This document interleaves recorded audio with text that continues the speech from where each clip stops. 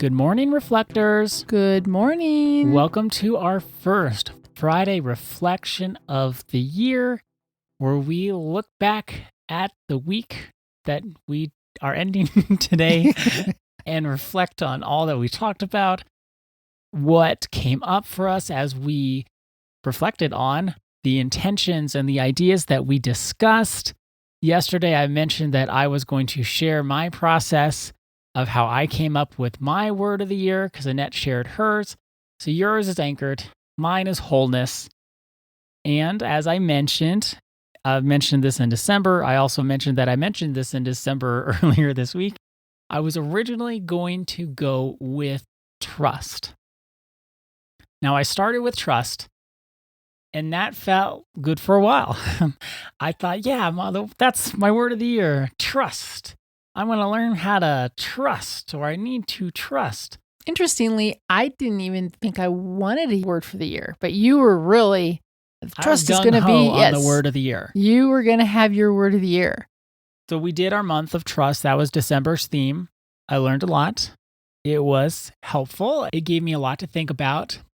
But then when we said goodbye on December 19th and we took our break from podcasting, it gave me enough space to stop and think.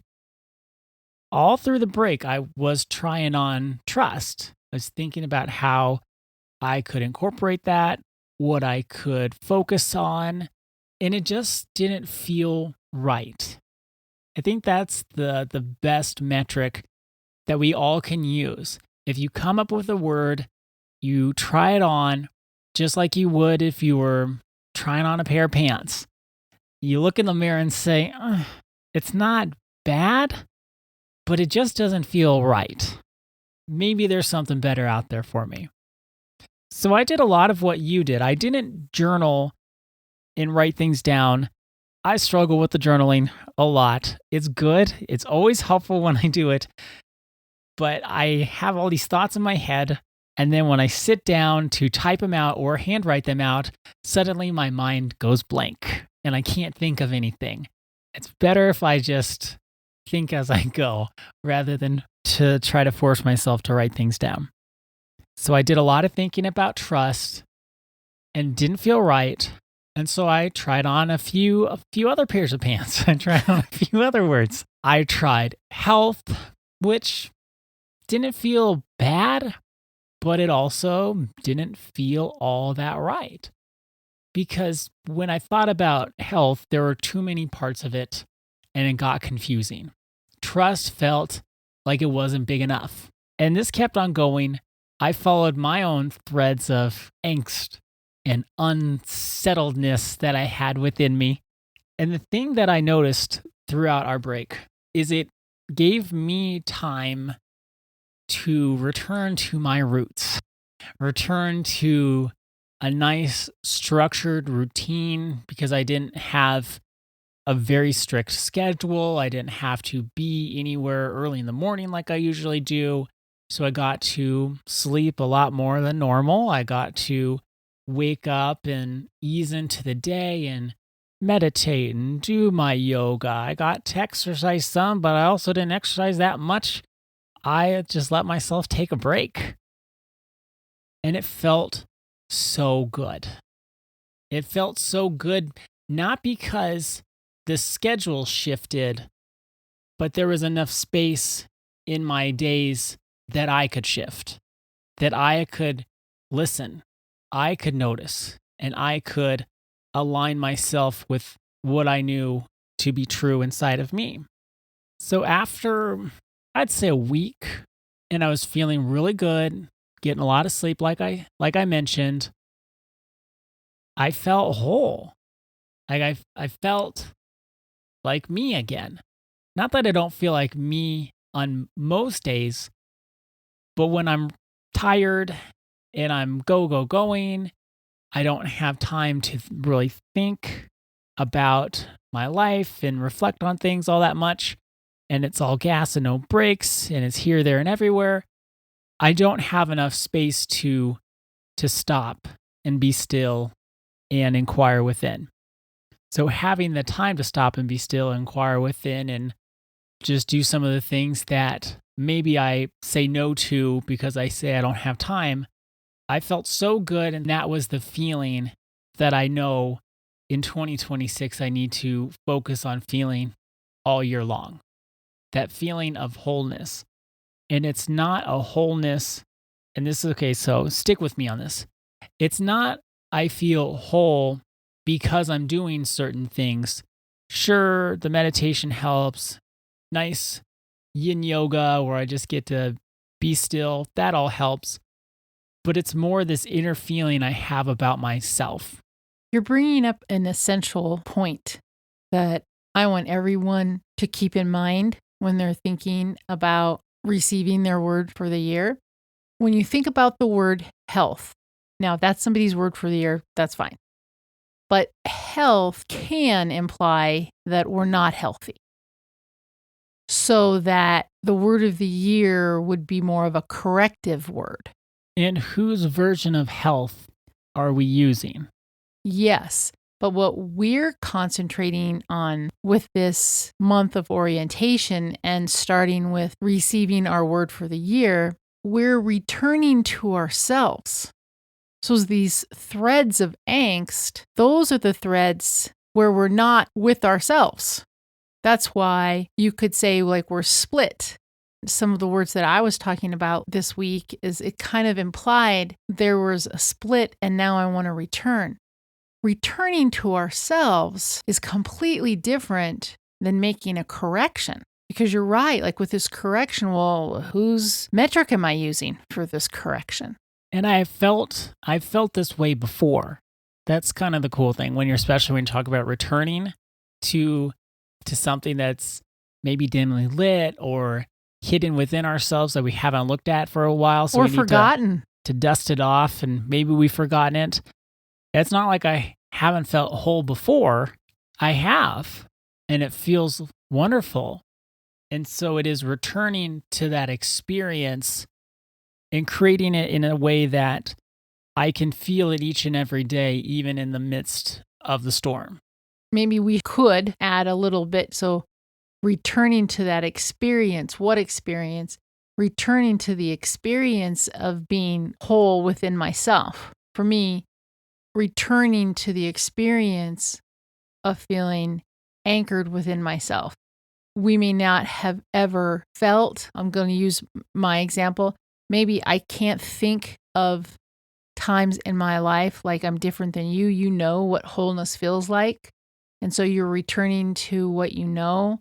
I don't know if I've ever experienced being anchored the way I know I want to experience being anchored. But there is an inner knowing. Yeah, there's something in you that knows what anchored should feel like. And could feel like. And will feel like. And does feel like. It's a returning, not a correction. I want to make sure we make that point. Right. And even when we are doing the introduction to the episode and I'm talking about before we're making decisions or we're fixing ourselves or striving for something, I also want to do away with those words just like I want to do away with the shoulds, the musts, the oughts, and the have tos. When we're deciding on something, it's not a permanent decision anyway. We're just choosing until we decide to choose again. When we're fixing, that is implying that there's something wrong with us that must change or be different, and we should force it to be different. Otherwise, we're going to be punished or we're going to make a mistake. Again, all of this is choosing again. If something's not working, we choose again and go a different route. Striving and grasping never works. I've never felt it in my life. I've never witnessed it in my life where people strive for something and end up happy. When we're striving and we're grasping and we're seeking outside of ourselves, it doesn't usually end with a permanent solution. It doesn't feel good long term. It might feel fine temporarily, and we could say, yeah, that was great. And then eventually that good feeling wears off, and we got to strive for something else. And we're always going to be striving. There's always something to strive for. But when we shift that around and we make it a return, a journey home, maybe a hero's journey home. You can listen to them on last year. When we take that hero's journey home, there's something about it that's a feeling that I would call indescribable. It feels so true. It feels almost like everything and nothing all at the same time. It's like you're coming home after a long trip and everything is the way you left it. I remember when I was a kid and we would go on family vacations, there'd always be this smell, this certain smell that when we got home, that was like, oh, we're home now. I don't know what smell that was. Maybe Annette, since you're my mom, you could enlighten us. But it just was like, that's the way home smelled. And then that's for me was the indicator, oh, okay, we were gone, but now I'm home. And I get to feel that sense of being home again. I love your little metaphor there because we lose ourselves in this world. I mentioned the other day that I would work in your classrooms when you were in late elementary school, and then I wouldn't really work in classrooms when you were in middle school, but I was try to be involved.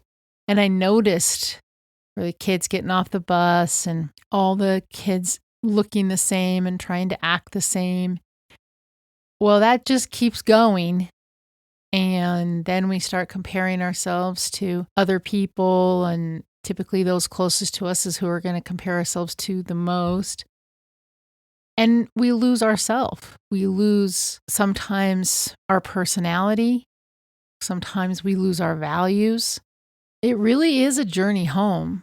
This personal development work is a journey home. And this is one important step that we can take this year together, is we all have our words for the year and we know why, whatever process, whether it was more informal like Ada, you may not journal, but you were trying some on. You went through all the steps that I went through. I was just a little more linear about it, wrote it all out. Truly, the work of our life is to return home to who we truly are. This is going to be a great month helping us to get started on this year's journey. So our intention for today and for this weekend is, I will return home to myself. I will return home to myself. Thank you so much for joining us for this first week of 2026 of Morning Intentions. And we appreciate you being here with us. Our day is better because you are part of our day. See you Monday. See you then. I'm wanting something more, and I'm ready to begin. A life of happiness awaits me. It starts today when